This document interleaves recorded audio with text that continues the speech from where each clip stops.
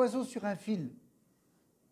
Ils étaient tranquilles, ils étaient 2 par 2, bien tranquilles, au soleil, il n'y avait pas de voiture qui passait, ils étaient dans la paix. Ils savent que c'est Dieu qui s'occupe d'eux. Hein. Et je suis arrivé, j'ai fait un tout petit peu de bruit. Il y en a un qui a regardé, il n'a pas bougé. Et j'ai tapé comme ça, ils sont tous partis. Et le Seigneur me montrait quelque chose. Vraiment. Et en voyant ça, je disais, mais ces oiseaux-là, ils savent pas que je ne peux rien faire. Je ne peux pas les atteindre, je ne peux pas les attraper, je peux juste les regarder et crier, mais je ne peux rien leur faire. Et dès qu'ils ont entendu le bruit, ils se sont sauvés. S'ils avaient su que je ne pouvais rien leur faire, ils m'auraient regardé du haut de leur fil et ils auraient dit, tais-toi, tais-toi, tu ne peux pas nous atteindre. Et si nous savons que l'ennemi ne peut pas nous atteindre, parce qu'il a été dépouillé de ses armes. Alors, je me disais, il y en a un qui va me dire, il prend son fusil et de loin il tire. Non, il a été dépouillé.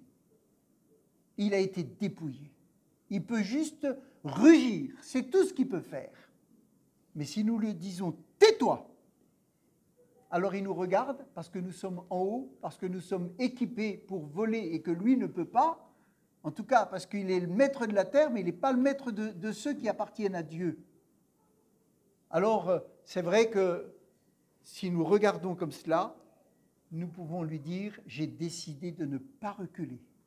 Amen. J'ai décidé de ne pas reculer. Tu peux hurler, tu peux impressionner, tu peux faire peur, tu peux faire ce que tu veux. J'ai décidé de ne pas reculer parce que je sais que je suis en sécurité. Et au nom de Jésus, il y aura plein d'oiseaux qui seront là. Et toi, tu pourras rugir, mais nous savons que tu ne peux rien faire. Amen. Gloire à Dieu. Suivre Jésus, c'est reconnaître sa puissance. Alléluia. J'aimerais qu'on relise le passage de Marc, chapitre 4, au verset 35.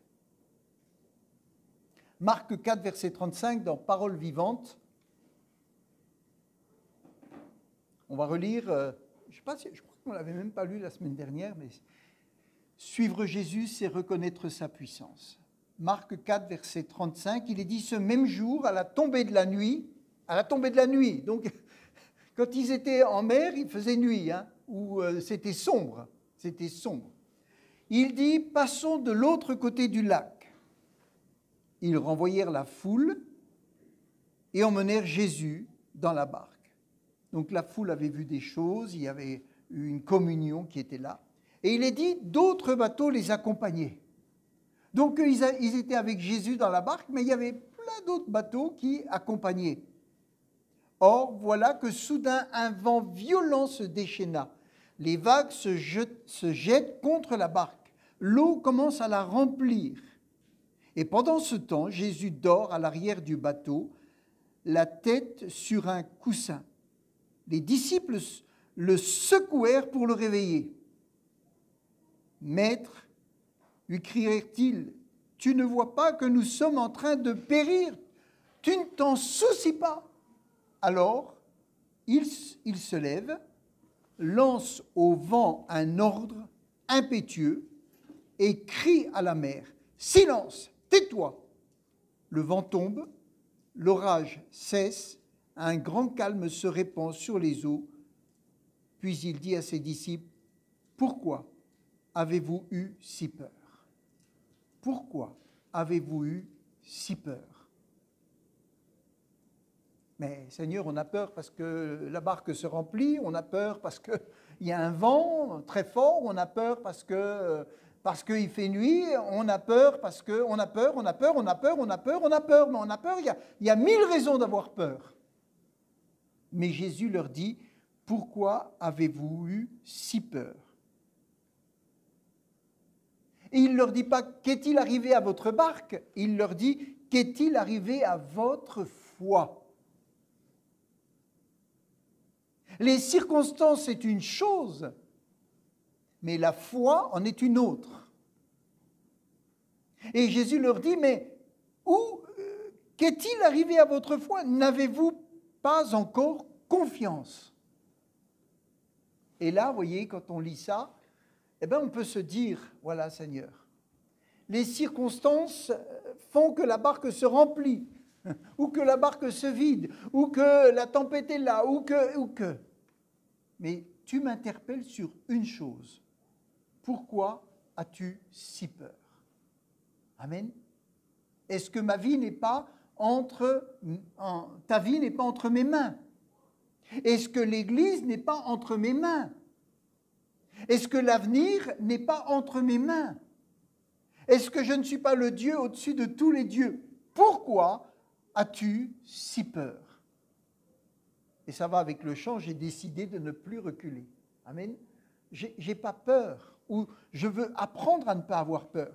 Qu'est-il arrivé à votre foi? Mais eux sont saisis, verset 41, d'une grande crainte. Et ils chuchotent entre eux, ils n'arrivent même plus à parler à Jésus. Parce que le calme était tellement grand, d'un seul coup, plus de vent, la mer calme. Vous savez, quand il y a du vent très fort, ça siffle, les vagues, l'eau, ça frappe le bateau, etc. Et d'un seul coup, un immense calme. D'un seul coup. Il a suffi que Jésus parle, menace, et le calme était là. Et quand le calme était là, eh bien, voyez-vous, ils n'arrivaient plus à parler à voix haute. Ils chuchotaient entre eux. Ils n'osaient même plus s'adresser à Jésus. Il est dit, ils chuchotaient entre eux, qui peut bien être cet homme?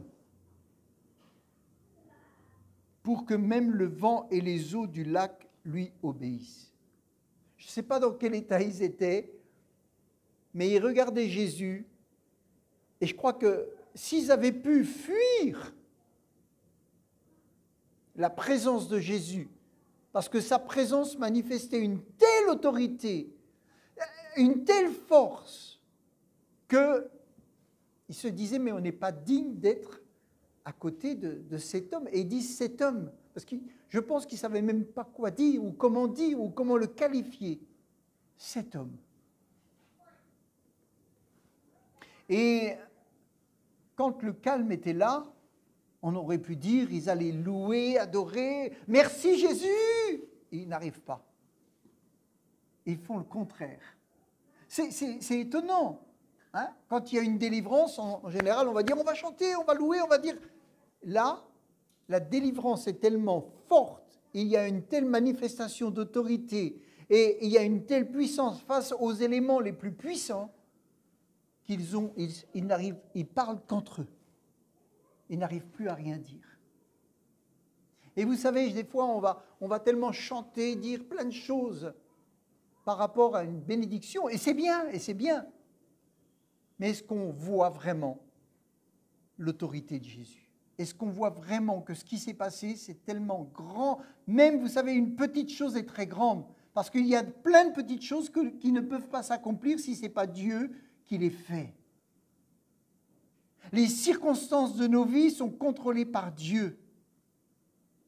Et c'est tellement grand qu'à force, on ne voit même plus la grandeur de Dieu. Mais là, ils l'ont vu. Et là, ils l'ont reconnu. Et ces gens qui étaient dans la barque ont vu Jésus bien plus grand que ceux qui étaient dans leur maison. Ça ne veut pas dire qu'ils n'ont pas vu la grandeur de Dieu, mais là, il s'est passé quelque chose de particulier. Et je vais vous dire que des bénédictions grandes comme celle-là, ceux qui n'avaient pas Jésus dans la barque en ont bénéficié, parce qu'il est dit qu'il y avait plein de barques qui sont parties en même temps qu'eux. Donc la galère était là pour eux aussi. Mais comme Jésus était là, tout le monde a eu le bénéfice. Amen. Tout le monde a eu les bénéfices. Et je crois que si Dieu œuvre puissamment, tout le monde doit en avoir le bénéfice. Amen. Dans un autre passage, dans Matthieu 21, verset 21, il est dit, Jésus leur répondit, Jésus est passé devant un figuier, et il a maudit le figuier, il a dit que plus rien, que tu sois séché. Et le lendemain, je crois, ils sont passés, ils ont vu le figuier sec. Et il est dit dans Matthieu 21, Jésus leur répondit, je vous le dis en vérité, si vous aviez de la foi et que vous ne doutiez point, non seulement vous feriez ce qui a été fait à ce figuier, mais quand vous diriez, il n'est pas dit quand vous prierez, mais il est dit quand vous diriez à cette montagne, ôte-toi de là et jette-toi dans la mer, cela se ferait. Et là, vous voyez, il y a quelque chose qui est encore à comprendre. C'est que souvent on prie, mais on ne dit pas. Et comme ces petits oiseaux, ils peuvent partir en disant « Seigneur, délivre-nous, Seigneur, délivre-nous, Seigneur, délivre-nous, Seigneur, agis, Seigneur, agis, Seigneur, agis !» Mais il fallait qu'ils restent sur le fil et qu'ils disent.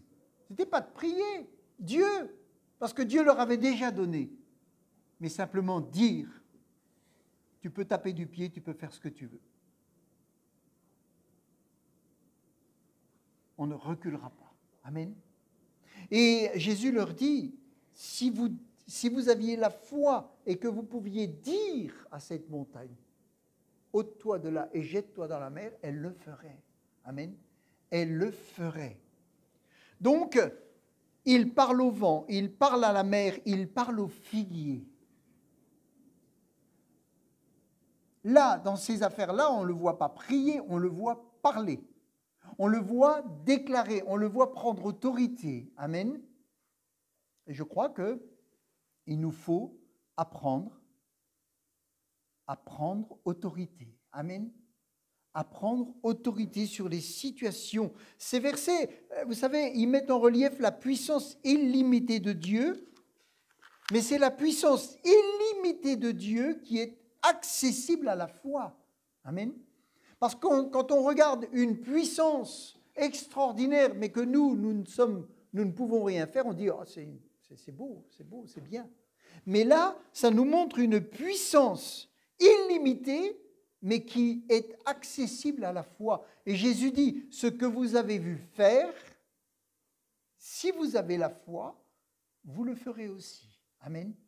Ça veut dire que la puissance, elle est illimitée par Dieu, parce qu'il est Dieu, mais il nous donne une puissance qui n'a pas de limite. Vous ferez des plus grandes choses que moi, nous a dit Jésus. Amen. C'est intégrons la puissance que Dieu a mis en nous, si nous avons la foi, bien sûr, si nous prions et si nous déclarons. Amen. Si vous avez quelqu'un qui a des liens occultes, Seigneur, délivre-le, Seigneur, délivre-le, Seigneur, délivre-le, Seigneur, délivre-la, délivre-le, délivre-la. Et puis, il n'y a pas de délivrance.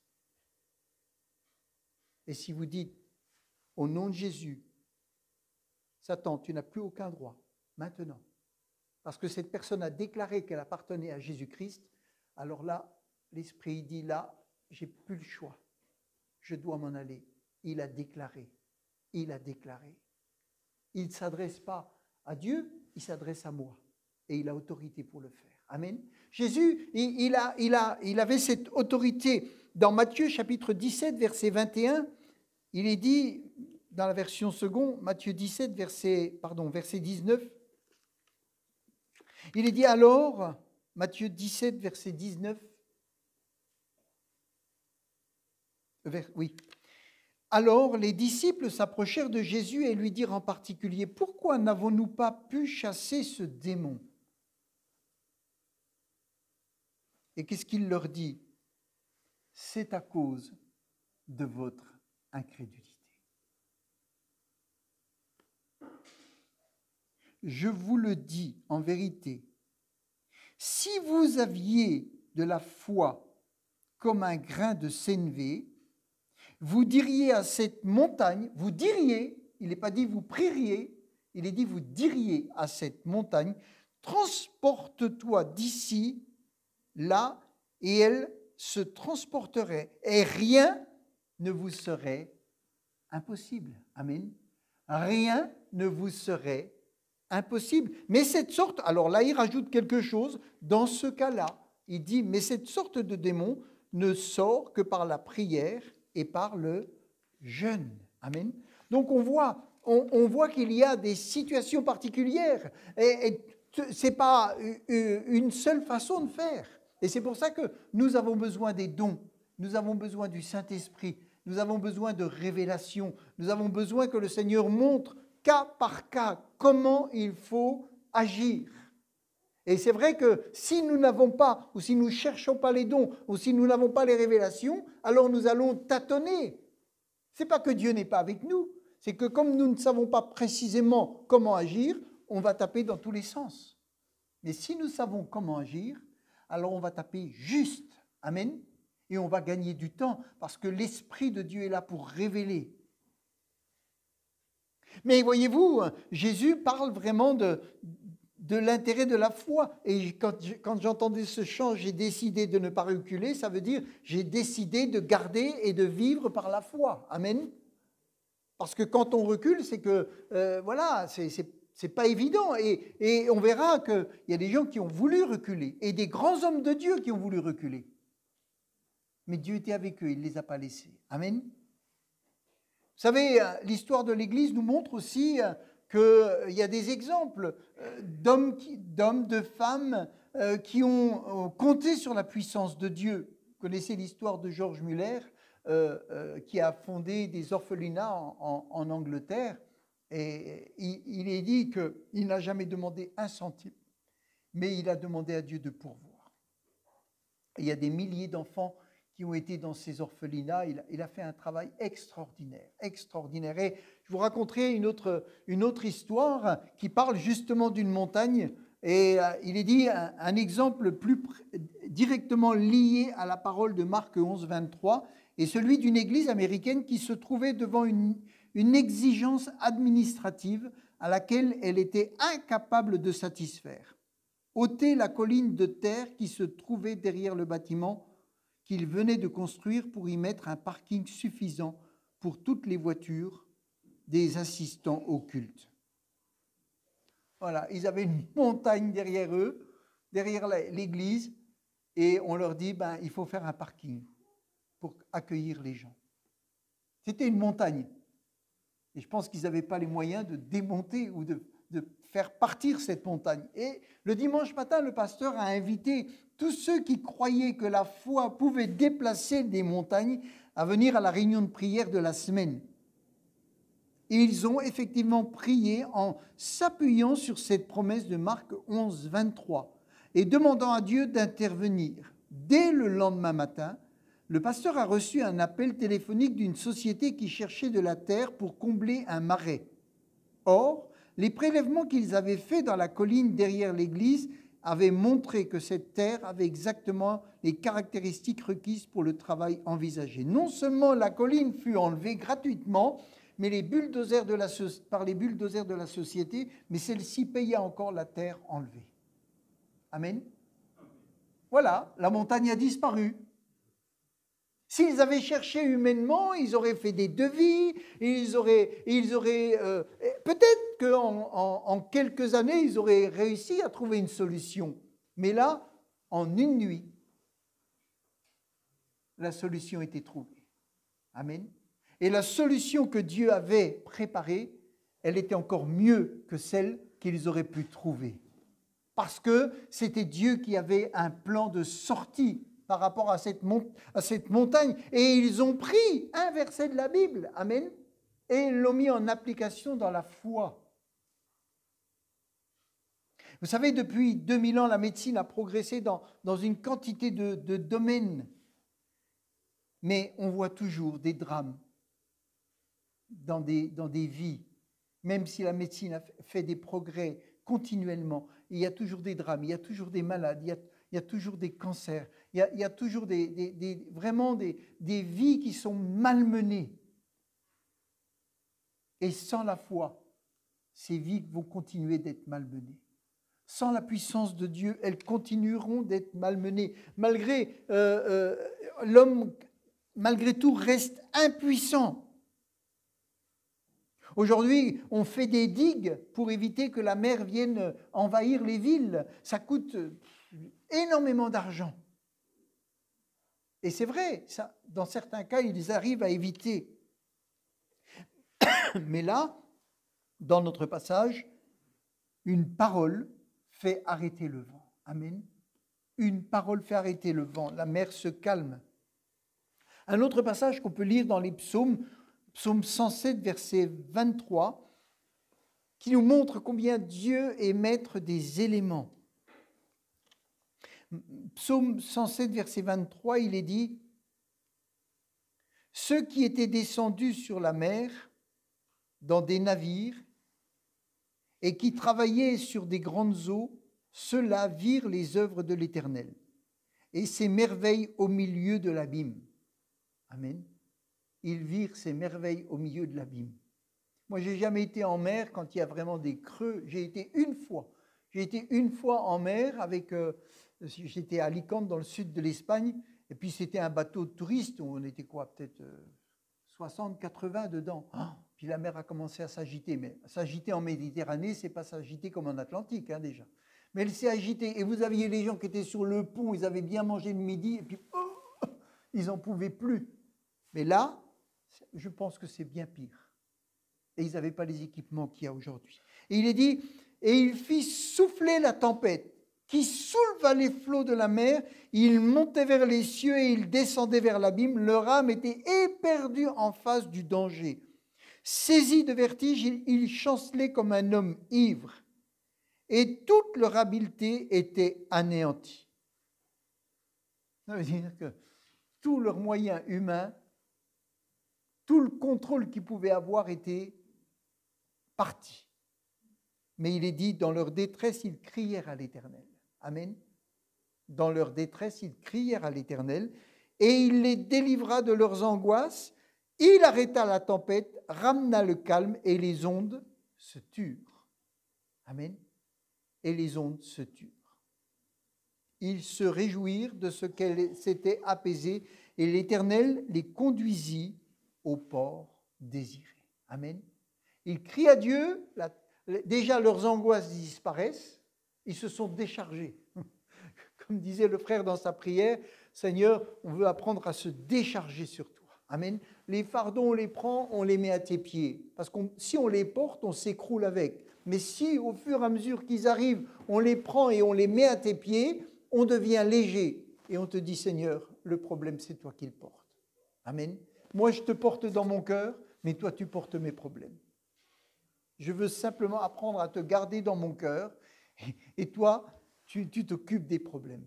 Seigneur, tu me dis comment je dois faire, ce que je dois faire, ou surtout, ce que je ne dois pas faire. Amen. Parce que faire, on sait faire, mais ne pas faire, c'est difficile. C'est plus dur de ne pas faire que de faire. Parce que dans notre nature, on va dire, on va faire comme ça, on va faire comme ça, on va chercher des solutions. Mais là, quand ils étaient dans la mer, là, ils n'avaient pas d'autre solution. Ils ont crié à Dieu. Amen. Et la solution, elle est venue d'en haut.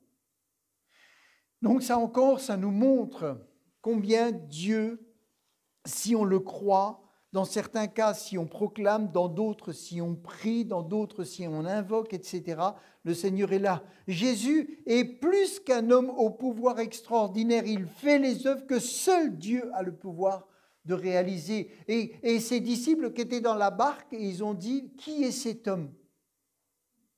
Parce que Jésus faisait des œuvres que seul Dieu peut faire. Et ils ont compris intérieurement que Jésus était Dieu, ou qu'il était envoyé de Dieu, et qu'il avait un pouvoir que les autres n'avaient pas. Amen. Jésus va les reprendre sur le manque de foi.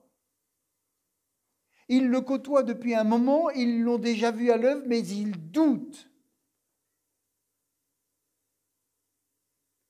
Est-ce que vous croyez qu'il y a des gens qui sont épargnés par le doute ?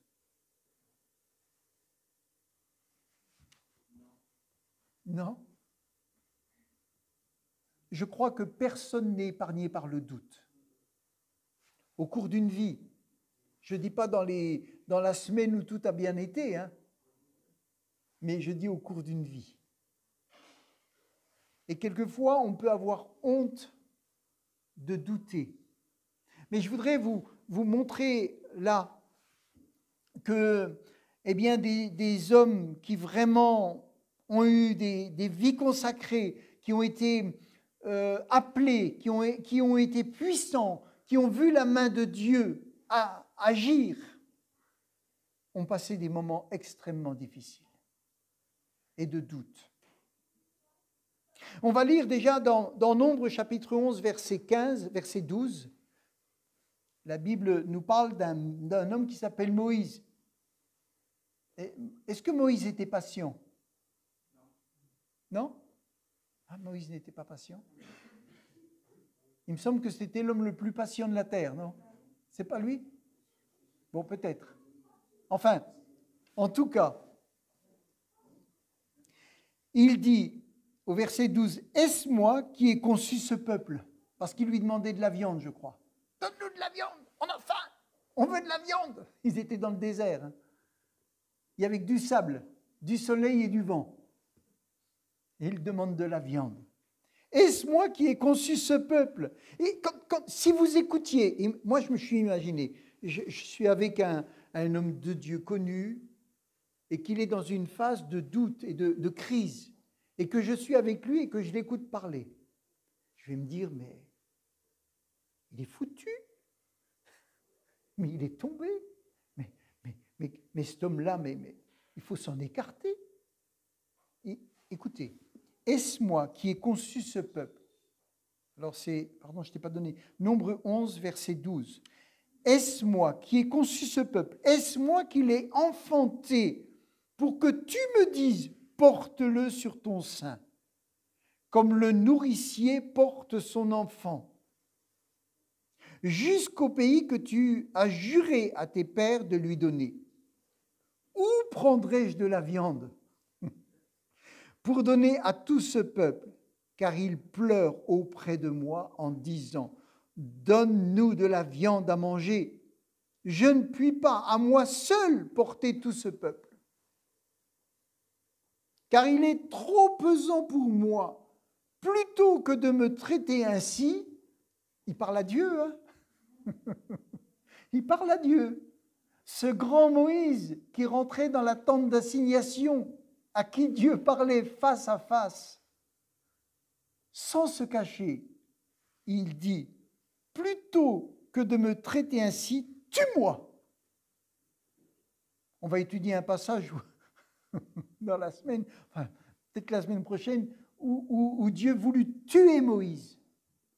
Quand il l'envoie pour délivrer le peuple et pendant le voyage, il veut tuer Moïse parce que son enfant n'est pas circoncis. Mais là, c'est lui qui dit, tue-moi. Tue-moi, je te prie, s'il te plaît, tue-moi. Si j'ai trouvé grâce à tes yeux, liquide-moi tout de suite. Non mais vous vous rendez compte? Et que je ne vois pas mon malheur. Je pense qu'il n'osait même pas sortir de la tente. Il avait peur d'être lapidé parce qu'il réclamait de la viande. Et c'est là que Dieu va dire, choisis les hommes les plus proches, et il a mis de son esprit sur 70 pour qu'ils deviennent son aide. Amen. L'esprit qui était sur Moïse va être répandu sur ceux qui ont été trouvés fidèles et qui pouvaient devenir maintenant les associés de Moïse pour porter la charge. Mais quand vous voyez ce que cet homme est en train de dire, vous imaginez dans quelle situation il s'imagine être, alors que Dieu avait des solutions. Dieu avait des solutions. Mais quand on ne voit plus les solutions, alors c'est là qu'on décide de reculer. Lui, il ne voulait même pas reculer, il voulait juste que sa vie s'arrête. Il ne voulait pas reculer, il n'avait pas envie de reculer, il voulait juste que sa vie s'arrête. Seigneur, aujourd'hui on va dire, oh Seigneur, c'est quand l'enlèvement? On ne va pas dire, tue-moi, on va dire, oh Seigneur, si tu pouvais revenir tout de suite. Mais ce n'est pas ça, c'est pas ça.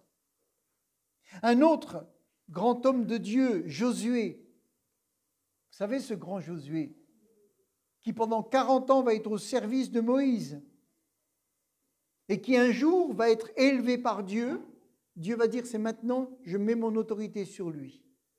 Et c'est lui que vous allez suivre et il vous dira ce qu'il faut faire. Ce grand Josué. Josué dit, ah Seigneur, c'est Josué 7, verset 7. Ah Seigneur éternel, pourquoi as-tu fait passer le Jourdain à ce peuple? Ton plan, il est mauvais. Pourquoi tu les as fait passer ce Jourdain? On était finalement mieux de l'autre côté. On était dans le désert. Mais finalement, on n'était pas si mal que ça dans le désert. Pourquoi tu les as fait passer de l'autre côté? Pour nous livrer entre les mains des Amoréens et nous faire périr. Vous imaginez ce grand Josué en train de dire ça? Ben, il l'a dit. Alors qu'ils avaient pris Jéricho. Cette ville fortifiée, avec des murailles fortifiées qui étaient imprenables.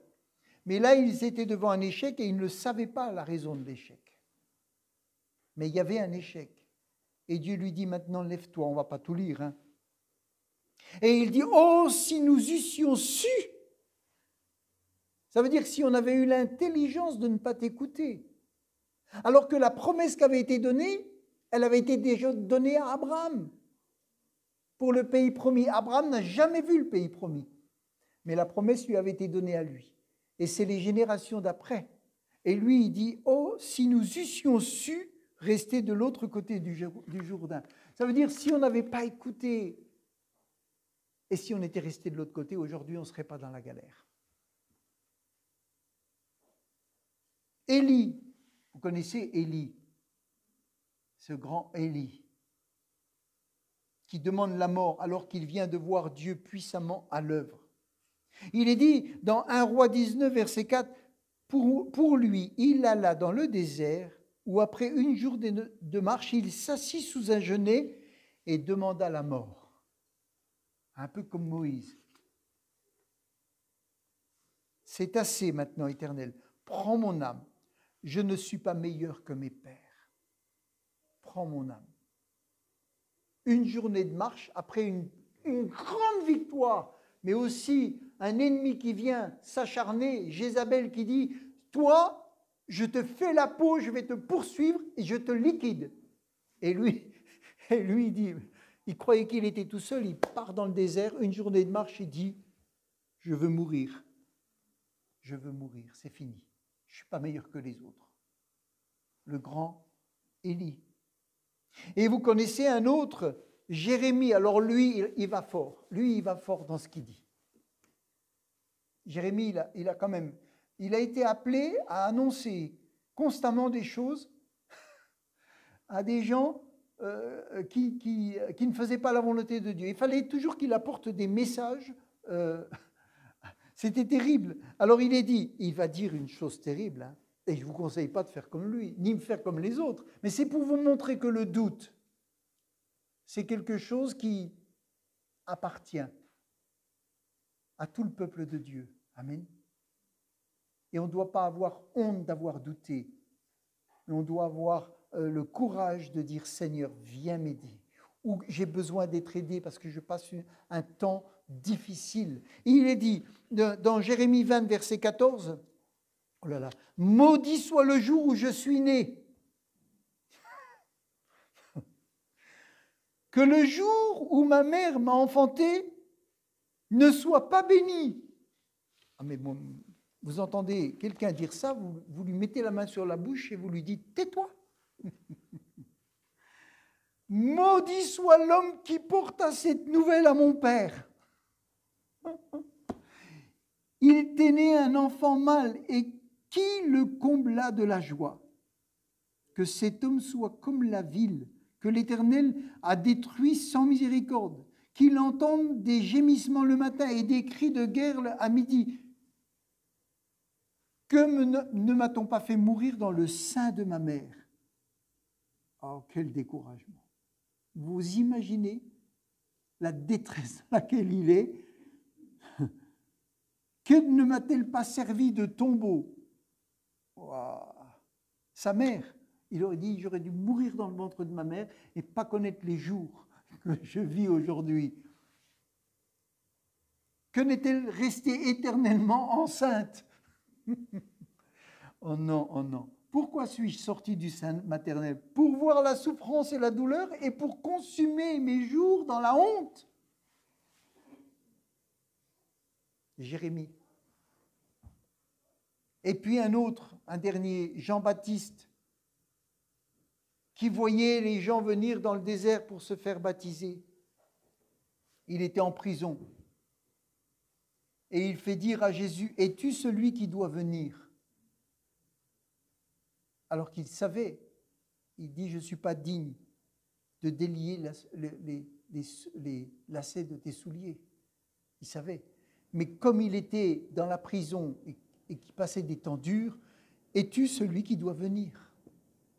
Donc ces exemples bibliques sont précieux pour ceux qui passent par des difficultés. Le découragement de ces moments fait perdre conscience de la présence, de la majesté de Dieu. C'est des moments qui peuvent être dangereux parce qu'ils nous font perdre la conscience non seulement de la présence, mais de la puissance de Dieu.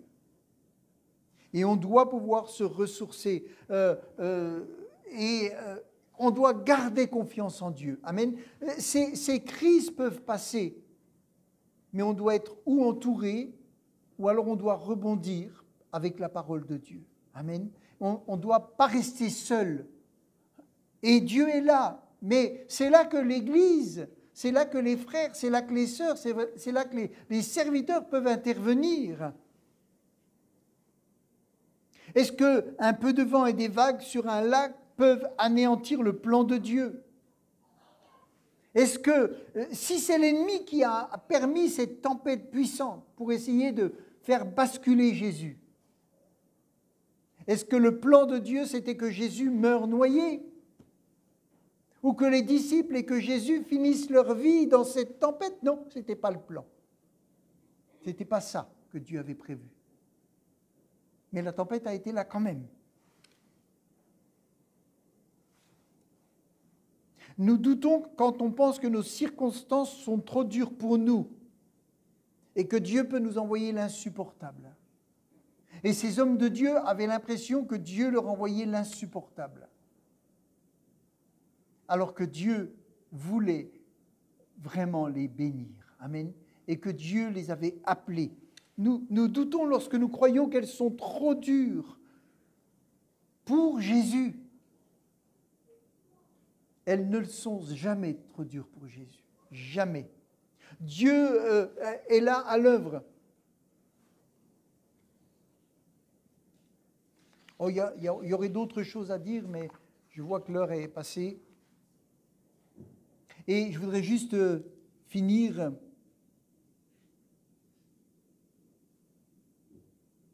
C'est quoi la foi et sur quoi elle se base?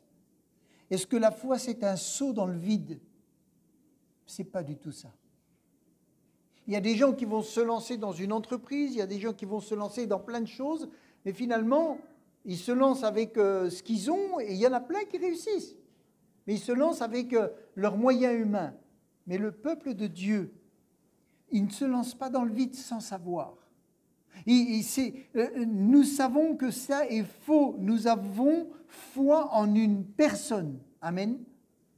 Pas en une puissance égarée qui entend et qui n'entend pas. Comme les autres qui disaient, comme Élie disait, mais votre Dieu, il est sourd. Faites du bruit, faites de la musique, réveillez-le, peut-être qu'il dort. Notre Dieu ne dort jamais. Amen. Il veille, il est toujours là. Est-ce que nous connaissons cette personne qui va nourrir notre foi? Quand des alpinistes expérimentés s'assurent soigneusement avant une escalade, eh bien, ils prennent soin de prendre toutes les mesures nécessaires pour que s'ils décrochent, ils ne tombent pas. Amen. Et nous, si nous connaissons Jésus, même si nous pouvons décrocher, nous ne tomberons pas. Amen. Parce que celui qui nous assure, c'est Dieu. Amen. Celui qui nous assure, c'est Dieu. Il révèle sa grandeur.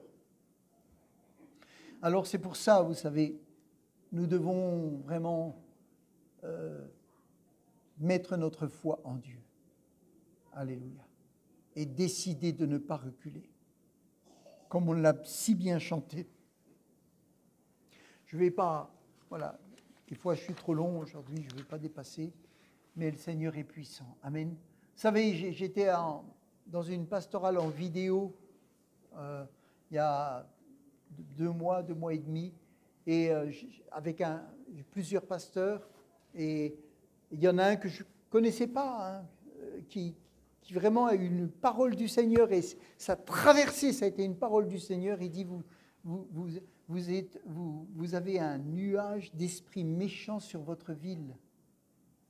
Vous avez un nuage d'esprit méchant sur votre ville qui tient cette ville, mais le Seigneur le dit clairement, si vous combattez, et là on sait ce que c'est, si vous combattez, alors ça va s'en aller.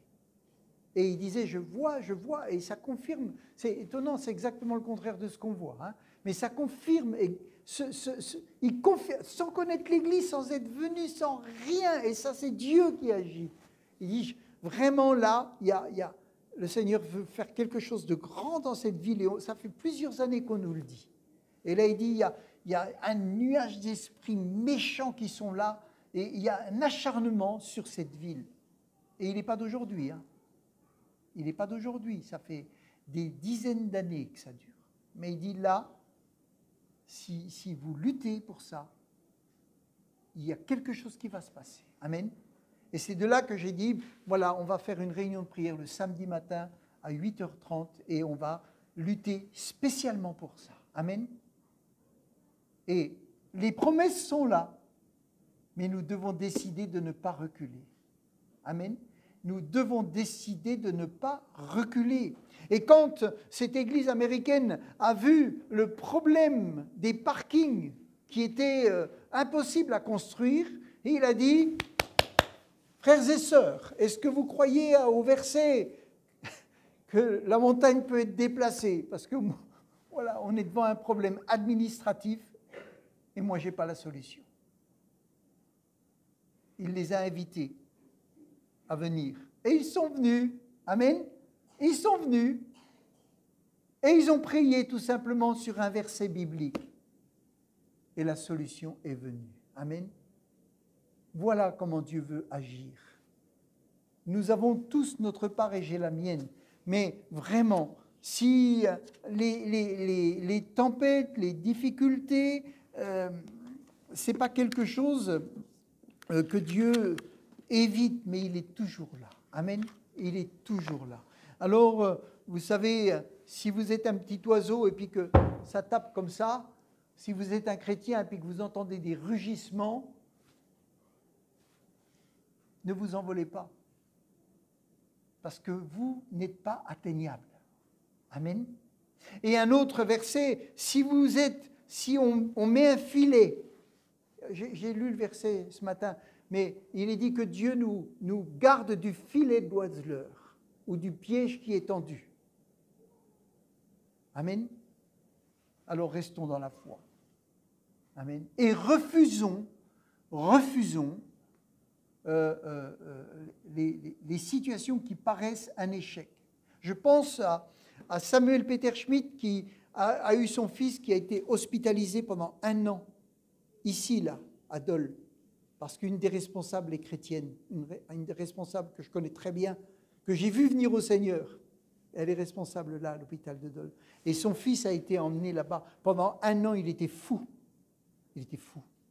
Il sautait de la voiture, il cherchait à sauter de la voiture pendant qu'il roulait avec sa famille. Il était fou. Il était fou. Ça a duré 1 an.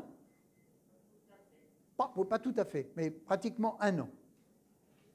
Et un jour, je vous l'avais déjà dit, un jour, j'ai écouté son témoignage, et un jour, c'est une infirmière qui a dit, « Monsieur Peter Schmidt, est-ce que vous ne croyez pas que c'est contre vous qu'il y a une force pour vous arrêter en mettant votre fils dans cet état-là ?» Et là, parce qu'il avait lutté, et ils ont certainement lutté, je ne sais pas, ils ont peut-être jeûné, ils ont en tout cas, voilà, ils ont fait ce qu'ils pouvaient. Et rien ne se passait. Et quand cette femme lui a dit, mais vous ne croyez pas qu'il y a une force qui veut taper contre vous? Voilà, c'est là qu'il a compris. Et il a pris une autorité, et il ne s'est pas envolé. Hein. Il a parlé à l'ennemi, et le lendemain, son fils était... Voilà, vous pourrez le réécouter. Le lendemain, son fils était délivré. Le lendemain, son fils était délivré, ça a duré 1 an. D'accord? Ça fait réfléchir tout ça. Ça fait réfléchir. Alors il faut qu'on puisse parler comme ça. Il faut comprendre ce qui se passe. Et pendant 1 an, il a cherché, il se demandait, alors il y a 1000 accusations qui peuvent venir. Qu'est-ce qu'il a fait? Pourquoi? Etc., etc. Et puis les gens, ah ben de toute façon, si son fils il est en train de tomber, c'est qu'il a fait quelque chose, etc., etc. Et combien de situations qu'on peut vivre comme ça? Mais Dieu, il ne veut pas notre perte, il veut notre bénédiction. Amen.